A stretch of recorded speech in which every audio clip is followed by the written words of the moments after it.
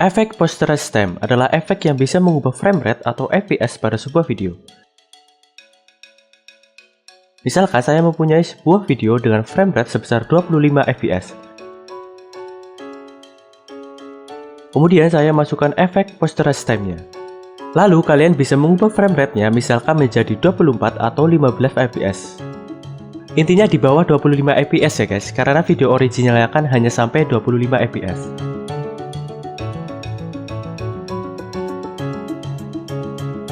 Dengan efek ini kalian juga bisa membuat sebuah fake stop motion.